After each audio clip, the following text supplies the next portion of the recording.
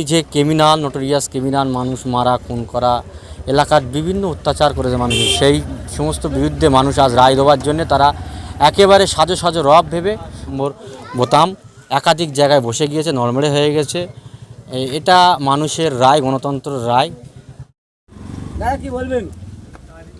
প্রতিটা মানুষ অভিযোগ করছে যে জন্মের পর বিশাল মুরব্বীরা দাবি করছে যে ভাঙড়ে আজকে বোমা না পড়ে আজকে ভোট হলো, কি বার্তা দেবেন? না, খুব সুন্দর ভোট হয়েছে, একদম নিরপেক্ষভাবে ভোট হয়েছে। মানুষ তাদের গণতন্ত্রের উৎসব, আজকে যে আসন্ন বিধানসভা নির্বাচন ছিল, মানুষ নিজেদের নিজ ভয়ে তাদের ভোট তারা উপভোগ করেছে। আর এই শান্তির বার্তা ভোটের যে নিজের ভোট নিজেরা দেখ, আমাদের প্রিয় প্রার্থী এবং আমাদের বিদায়ী বিধায়ক নওশাদ সিদ্দিকী মহাশয় দাবি রেখেছিলেন। তাঁরই নেতৃত্বে আজকে ভাঙড়ে অবাধ শান্তিপূর্ণ নির্বাচন, এই নির্বাচন ভাঙড়বাসী আর সাক্ষী থাকলো। কি বলবেন? শওকত মোল্লা ভাঙড়ের দায়িত্ব পেলেন এবং প্রার্থীও হলেন, সেই ভাঙড় আজকে শান্তর মুখে কি তাহলে ভাঙড়বাসী কি একবারে কন্ট্রোল করলো না কেন্দ্র বাহিনী কোনটা?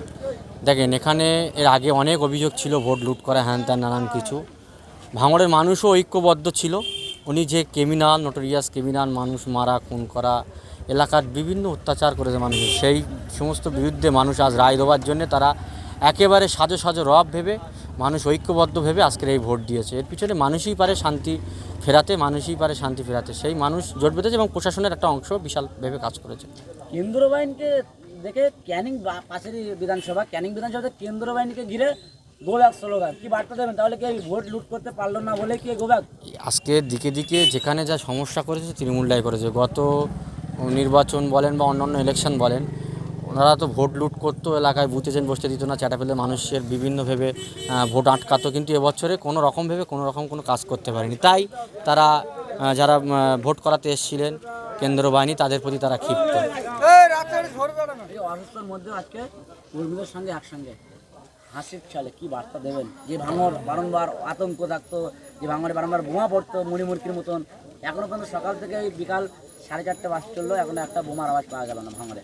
এটাই আমরা চেয়েছিলাম, এরকমই নির্বাচন হোক, ভাঙড় এইভাবেই শান্তির সাথে বসবাস করুক মানুষ, কোনো রক্তপাতই নির্বাচন হোক। আমাদের বারংবার এই দাবি ছিল, সেই রক্তপাতই নির্বাচন আশা রাখা যায়। আর কয়েক ঘন্টা বাকি আছে, হবে।